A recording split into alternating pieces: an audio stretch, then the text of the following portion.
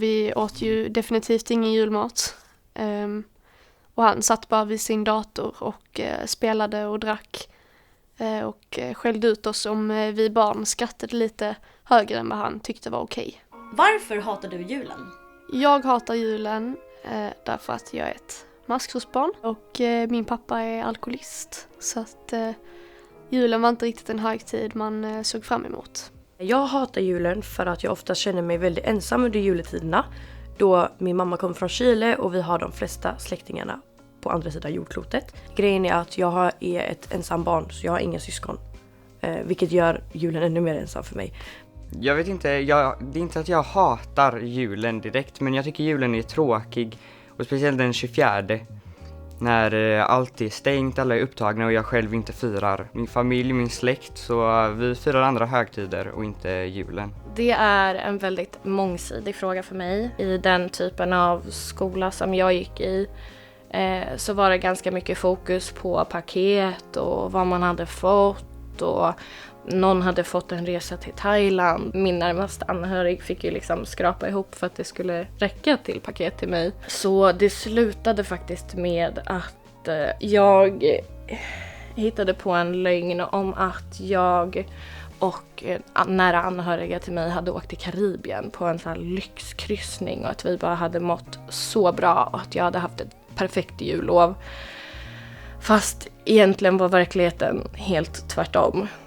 Kan du berätta om ett starkt minne från en julafton?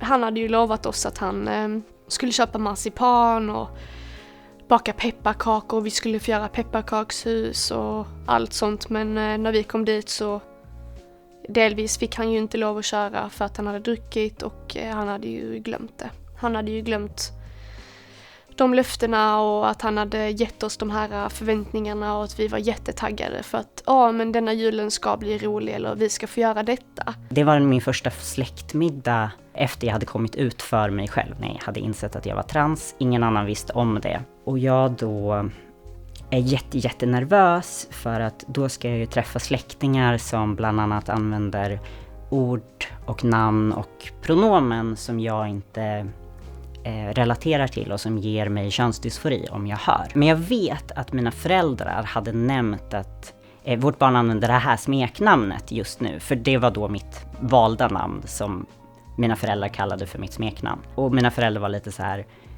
men om ni skulle kunna använda det så skulle det vara jättebra för att hen får ångest annars. Och det som händer är att en av mina släktingar kommer fram till mig och så här tar tag i mina axlar och så här skakar mig fram och tillbaks och säger då mitt födelsenamn, det här namnet som jag inte relaterar till och som jag inte vill höra, och så här skakar mig fram och tillbaks och liksom säger det om och om igen som att det skulle bota mig från ångesten jag känner, antar jag, och jag bara fortsätter storböla liksom. Hur är din känsla inför när julen börjar närma sig? Mycket ångest får jag faktiskt. Man tänker på något vänster att så här, det kommer kanske bli lite bättre detta året. Men så är det samma igen. Och då blir man bara besviken. Jag är väl väldigt avundsjuk just på de som har en väldigt stor familj. Har både mamma och pappa hemma. En pappa som är nykter, som bryr sig om sina barn, älskar dem. Och inte krossa deras förväntningar hela tiden. Ungefär från 1 november till sista december så omedvetet har jag en förhöjd stressnivå i kroppen. Jag har jättesvårt att till exempel höra julmusik. Det är perioden på året som jag mår sämst. När jag fortfarande var omyndig så då var det mestadels ångest. Man kunde inte göra någonting åt saken. Man har ingen kontroll på situationen. Det skulle handlas mat och så sen självklart alkohol. Och det var ganska mycket alkohol och då visste man ju att det kommer bli en jul precis som alla andra jular. Julen fick ju den här negativa känslan. Man gick ju och hade ångest och väntade på att man skulle bli tvingad dit liksom. Så att julen blev ju bara ångestfylld och att man blev ledsen. Man längtade inte alls till julen. Men det är ett svårt ämne att prata om för att de flesta tycker att det är jättemysigt och det är julmusik på topplistan på Spotify och det är allt möjligt. Jag tror att det hade varit bra att skolorna kanske tagit tag i det lite mer och våga prata lite mer med barnen. så tror jag att mycket hade kommit fram faktiskt.